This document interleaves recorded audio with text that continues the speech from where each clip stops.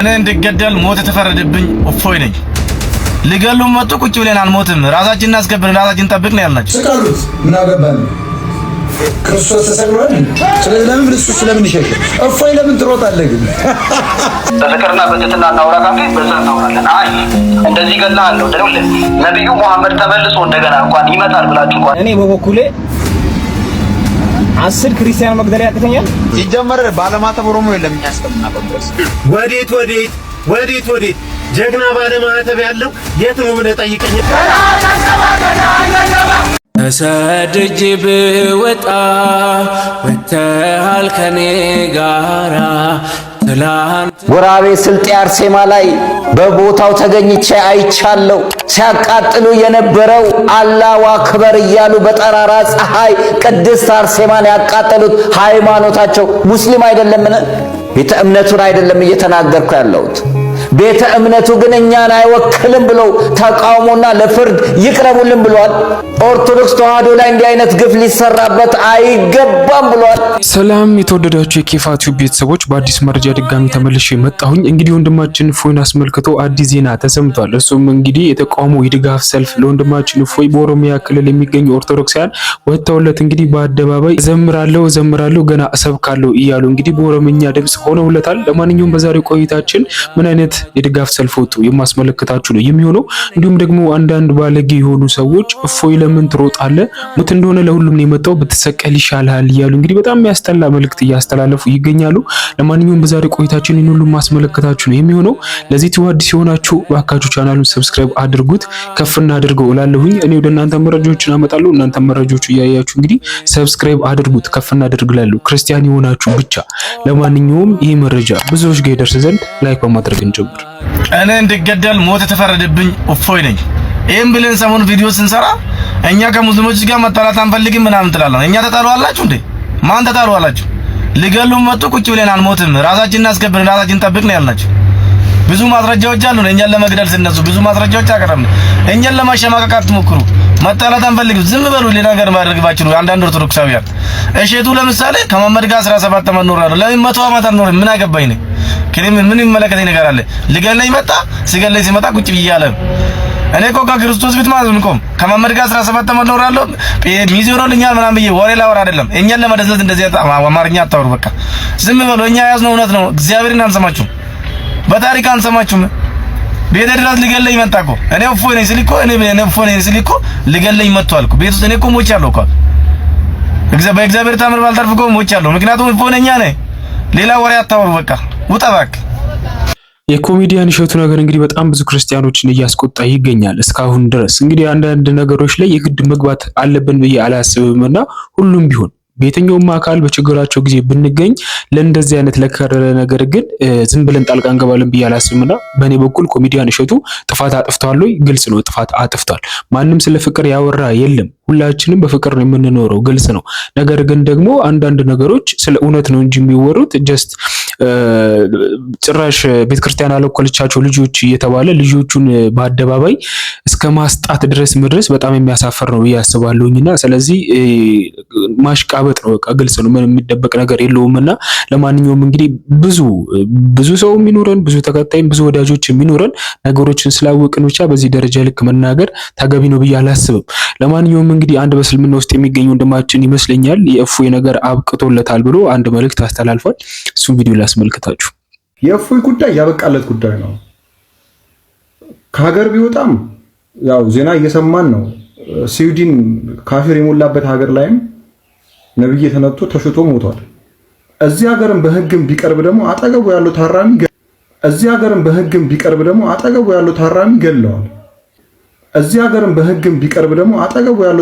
ገለዋል። የሱ ጉዳይ ያበቃለት ጉዳይ ነው። አላህ ብቻ ሩሁን እሱ በሚፈልገው ቀን ብቻ ስለሚወስድ ቀኑን ነው የምንጠብቀው እንጂ የሱ ጉዳይ አልቋል። የክርስቶስ ጸጋና ሰላም ይብዛላችሁ። እንዴት ናችሁ? እግዚአብሔር ይመስገን ሰላም ነኝ። እንግዲህ ይህንን ልጅ እንደሰማ ነው። በነገራችን ላይ ይህንን ልጅ መጀመሪያ ቪዲዮ ላይ የሰማነው ልጅ ከዚህም በፊት የጥላቻ ንግግር ሲናገር ነበረ። የግድያ ዛቻ በእፎይ ላይ ሲዝት ነበረና እንግዲህ ከተፈላጊዎች መካከል አንዱ እንዲሆንልን እንፈልጋለን። በወንድማችን ላይ ከስንት ወር በፊት የግድያ ዛቻ ሲያቀርብ ሲዝት የነበረ ሙስሊም ወገናችን ነው ማለት ነውና እንግዲህ ቪዲዮውን እንዳዳመጣችሁት ምንድነው ያለው? እፎይ እስር ቤት ቢገባም እዛው እስር ቤት እናስገድለዋለን፣ እዛው እስር ቤት ያለ ሙስሊም ይገድለዋል እያለ ነው። ሰማችሁ ክርስቲያኖች? ይሰማችኋል? እፎይ እስር ቤት ቢገባም እፎይ እስር ቤት ቢገባም እዛው እስር ቤት ያለ ሰው ይገድለዋል፣ እናስገድለዋለን እያሉ ነው። አላማቸው ወደ ህግ ማቅረብ ምናምን ሳይሆን አላማቸው እፎይን መግደል፣ እፎይን ገሎ ክርስቲያኑ ፈርቶ ቁጭ እንዲል ነው የእነዚህ ሰዎች አላማቸው እና እቅዳቸው ግባቸው ማለት ነው። ክርስቲያኖች በሙሉ ንቁ። ክርስቲያኖች በሙሉ ንቁ።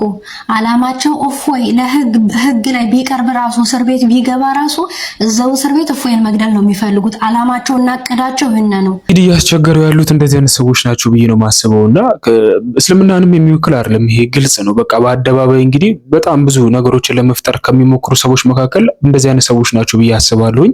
እንግዲህ በእስር ቤት ውስጥ እንኳን ቢገባ እሱን የሚገለው አካል የሚያጠፋው አካል አይጠፋም እያለ እስከመናገር ደርሷልና እፎይ እኮ አይጠይቅ አይታሰር የተባለ ነገር የለም። ይሄ ሁሉም ክርስቲያን የሚስማማበት ነው። ግን ጥፋት አጥፍተው ከሆነ ሁሉም ሰው ይጠይቃል። ግልጽ ነው። እውነት እፎይ ጥፋት አጥፍተው ከሆነና በዚህ ደረጃ ልክ ግን እስልምናውንም የማይወክል ወጥቶ መሞት አለበት፣ መግደል አለበት፣ የሱ ነገር አብቅቶለታል፣ ትንሽ ጊዜ ነው እያለ ነበር ሲናገር የነበረውና ስለዚህ አንዳንድ እንደዚህ ሰዓት ላይ ቤንዚን ለመጨመር የሚሞክሩ ሰዎች ስላሉ ሁላችንም ረጋ ብለን ነገሮችን ብንመለከታቸው እውነትን ማግኘት እንችላለን ብዬ አስባለሁኝና ለማንኛውም እንግዲህ በወንድሞቻችን መካከል ከደረሰ ዛቻ መካከል አንዱ በነህምያ ላይ የደረሰው ነገር ነው።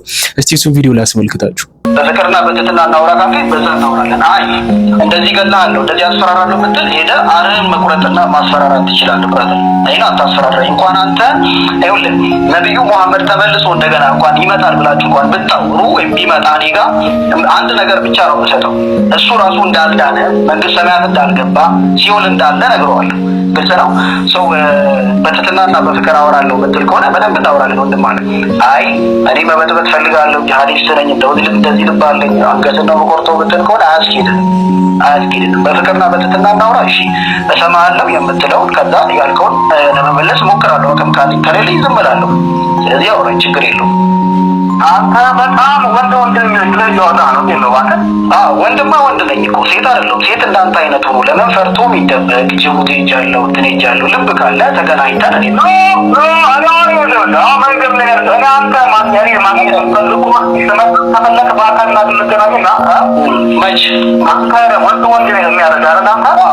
መች ነው የምንገናኘው? እኔ እናንተ ከመጣ መንገድ ላይ እኔ ራሴ ይፈልጋል ነው መንገድ ወደ አዲስ አበባ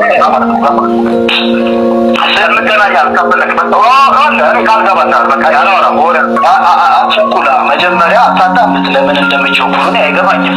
ለተጠየቀው ጥያቄ መልስ መስጠት ሲያቅት መናደድና አንገትን ቆርጣለሁ እንዲያጠፋለሁ ከማለት ማለት አንተ ልንገርህ፣ አንተ አይደለም ቀርቶ ነገርኩህ እኮ አንተ አይደለም ቀርቶ አላህ እንደሚፈራኝ ነገር አለ። አንተ አላህ እኔ ሙስሊም ነበርኩ ታውቃለህ።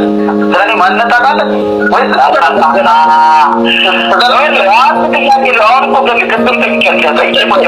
አንተ አሁንም ስለኛ አይመለከትም። በመጨረሻም እንግዲህ ዘግቶ ሄደ ማለት ነው። ይሄን ያህል ነው ልባቸው፣ ይሄን ያህልም ነው ንግግራቸው። አንድም ቀን ድፍረት ያለው የበሰለ ንግግር ተናግረው የማያውቁ ለሚጠየቁት ጥያቄ አጥጋቢ መልስ መስጠት የማይችሉ ግን አንደበታቸው ከስድብ ውጪ ምንም መናገር የማይችሉ ሰዎች ተፈትነው ሲወጡ እንደዚህ ናቸው። እና ዛቻ አይደለም መተህ ወይም መታችሁ እንዲህ የምትፈልጉ እንዲህ የምትናገሩ ብዙ ናችሁ አለ። በውስጥ ማሳየት ይቻላል። እንዲህ የምትናገሩ ሰዎች በቀጥታ መፈልጋችሁ እንድትገሉኝ ነው። ምክንያቱም የሐዋርያቱን ጸጋ እንዲሰጠኝ እለምናለሁ። ጳውሎስ ያለው ሞትም ቢሆን ለኔ ጥቅሜ ነውና ነው ያለው። ስለዚህ ሞትን የሚፈራ ሰው በፍጹም መጀመሪያውኑ ሲነሳ ለዚህ አገልግሎት አልተነሳም ማለት ነው። ጥቅማችን መሞታችን ነው። ለክርስቶስ መስዋዕታችን ነው። ማርትሬድ መሆናችን ነው። መታረዳችን ነው። የክርስትና መጨረሻው መግደል ሳይሆን መሞት ነው። ክርስትና ጠጉ በዚህ ይታወቃል። ለመሞት እንኳን ሞትም ቢሆን ለእኔ ጥቅሜ ስለሆነ ተዘጋጅቻለሁ። ጌታ ኢየሱስ ክርስቶስ እሱ አምላክ የሆነ ይመጣል። ማራናታ። እንደተመለከታችሁት ነው። በጣም ብዙ ማስፈራሪያ ይደርሳቸዋል። ግልጽ ነው። እነሱ ደግሞ ደስ የሚለው ነገር በኩራት ነው አሁንም ቢሆን እየተናገሩ ያሉትና ጥፋት እስካላጠፋን ድረስ በየትኛውም ነገር በቃ ምንም ጥፋት እስካልተገኘብን ድረስ ማንም ተጠያቂ ሊያደርገን አይችልም እያሉ ነው የሚገኙትና ስለዚህ አሁንም ቢሆን መልካሙን ነገር ለማግኘት በፍቅርና በሰላም እንጂ በእንደዚህ አይነት ደረጃ የሚመጣ ነገር ይኖራል ይለወጣልን ብዬ አላስብምና ለማንኛውም እንግዲህ እግዚአብሔር አምላክ ሁሉንም ይጠብቃቸው ከማለት ውጭ ምን የምናገረው ቃል የለኝም። እስቲ ሰሞኑን አነጋጋሪ ከነበሩ መካከል በኦሮሚያ ውስጥ ኦርቶዶክሶች የሉም እስከማለት ደረጃ ተደርሷል። አንድ መልስ ላስመልከታችሁ። ሲጀመር ባለማተብ ኦሮሞ የለም እኛ እስከምናውቀው ድረስ ኦሮሞ ወይ ሙስሊም ነው ወይ ዋቂ ፈታ ነው። ወዴት ጀግና ባለማተብ ያለው የት ነው ብለህ ጠይቀኝ፣ እኔ እነግርሃለሁ። ኦሮሚያ ላይ ነው። መከራ እያበዛችሁበት፣ ችግር እያበዛችሁበት፣ እየገደላችሁት፣ ቤተክርስቲያኑን እያቃጠላችሁበት፣ ደግሞ እየሰራ ለትውልዱ እምነቱን ማህተቡን ለትውልዱ እያሻገረ የሚገኘው ኦሮሚያ ክልል ላይ ነው። እኔ ከጀርባ መጽሐፍ ደርድራችኋል፣ አታነቡትም እንዴ? አንባቢ ነው ለመባል ነው መጽሐፍ ከጀርባችሁ የምትደረድሩት? እቺንማ ሳትታለም የተፈታች ናት። ከዚህ በፊት ቅበት የሚገኙ ኦርቶዶክሳውያን ላይ ያደረሳችሁትን መከራ ታሪክም እኛም አንረሳው። እቺን ልትደግሟት ፈልጋችሁ የፖለቲካ አንድምታ ሰጣችሁት፣ ጉዳዩን የፖለቲካ አጀንዳ አድርጋችሁት ኦሮሚያ ክልል ላይ የሚገኙ ኦርቶዶክሳውያን ላይ እንደለመዳችሁት መከራ ልታዘንቡበት ፈልጋችሁ ነው። ይሄ ምንም ተባኖባችኋል።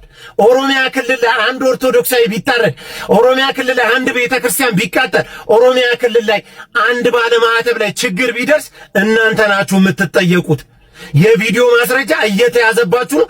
ነጥብ እየጣላችሁ ነው። በሕግ ትጠየቃላችሁ። እናቱ ሆድ ብትገባ አታመልጥም። እውነቴን ነው የምልህ። እናንተ ዓላማችሁ የፖለቲካ አጀንዳና የፖለቲካ ይዞታ እንዲኖረው መስመር እየጠመዘዛችሁ ነው ያላችሁት። በጭራሽ አይሆንም። ቅበት ላይ በቅርብ ጊዜ የዛሬ 1 ዓመት ያደረሳችሁትን ታውቁታላችሁ። አንተና እንትና ስሙን አልጠራው። እንግዲህ ኦሮሚያ ክልል የምትገኙ ኦርቶዶክሳውያን በሙሉ ኮመንት ላይ የገባችሁ አረ አለን እያላችሁ ኮመንት ላይ ጻፉና እንግዲህ ኦሮሚያ ክልል ወይ ዋቂ ፈታ ወይ ደግሞ በእስልምና ነው የሚገኘው እንጂ ክርስቲያን እንኳን ማተብ ያሰለ የለም እያሉ እስከ መናገር ደርሷል። እስቲ ኦሮሚያ ውስጥ የምትገኙ ኦርቶዶክሳውያን ካላችሁ ኮመንት ላይ አለን እያላችሁ ጻፉ። ለማንኛውም እንግዲህ ብዙዎችን ካስቆጣው ንግግር መካከል አንዱ ሞጣ ቀራኒዮ የተናገረው ነው። እፎይ ለምን ትሸሻለህ? ሞት ለሁሉም አይቀርምና ተሰቀል እኛ ምን አገባን እስከ ማለት ደርሷልና በእውነት በጣም የሚያሳፍር ነው። እሱን ቪዲዮ ተመልክተን ሐሳብ እንሰጥበታለን። ስቀሉት ምን አገባን? ክርስቶስ ተሰቅሏል። ብትሰቅሉት እኮ እሱ ጽድቅ ነው ለሱ። ስለምን ይሸሻል? እፎይ ለምን ትሮጣለህ ግን? እኔ እፎይን ሞላ ሮጥ አግኝቻት ነው ሞት ወደ 7ኛው ሰማይ ላይ ሰው ከገደለ ትጸድቃለህ ተብሏል። ምን አጨናነቀኝ? እፎይ ጺምን አስረዝመህ ትሮጣለህ እንዴ? ጺምን አስረዝመህ ነው እፎይ የተባለው? እፎይ ነሰ እየተባልክ አትሩጥ። በቀጥታ ወደ አንዋር መስጊድ ነው መዳለብ።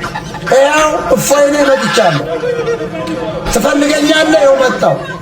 እንደ እስጢፋኖስ ማዚማ የጌታን መንበር እያየህ አንገት የሚሰይፍህ በድንጋይ ይቀጥቅጥህ መቀበል አይመስልም? እፎይ ለምን ትደባበቃለህ? ለክርስቶስ ብለህ አሁን የካድሬው ወሬ ነው።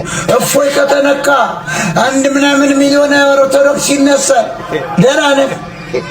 ምን ብሎ ነው የሚነሳ? እፎይም ቢመታ ጥሩ ነው ማለት እኮ በሰላም ነው የሚጸድቀው።